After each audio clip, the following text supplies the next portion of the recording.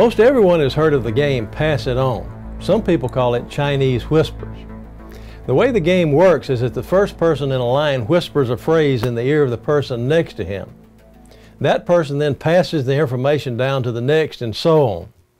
Most often, by the time the phrase gets to the end of the line, it is so much different than the original phrase that it is extremely funny. Well, it's no different with history, except for the fact that it's not so funny. Gradually, over time, the facts can become confused.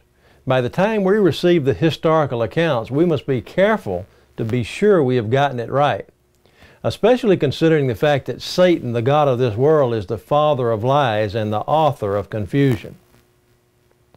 Not only can facts become confused, but many times they are intentionally confused by those who have an agenda. Joseph Goebbels, the minister of propaganda for Adolf Hitler, once said, "If you tell a lie loud enough and often enough, people will believe it." It's also been said that the most outrageous lies are sometimes the easiest to sell. No one can believe that anyone would have the nerve to lie like that. Well, the idea that God has changed His commandments is a pretty big lie. Yet many, over time, have been persuaded to believe that.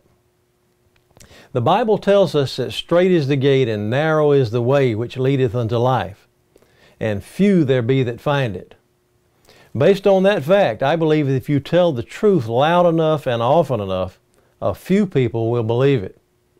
That's what preaching the gospel is all about, sowing seeds of truth that have the potential to spring up and bear fruit.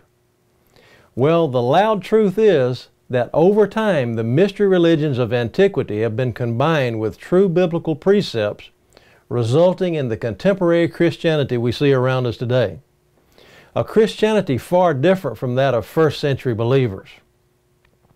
In the book of Jeremiah, we're told that the Gentiles or nations shall come from the ends of the earth and shall say, "Surely our fathers have inherited lies, vanity, and things wherein there is no profit." I encourage you to look into religious traditions that cannot be found in the Bible. Many have been inherited and have nothing to do with Jesus. Pass it on.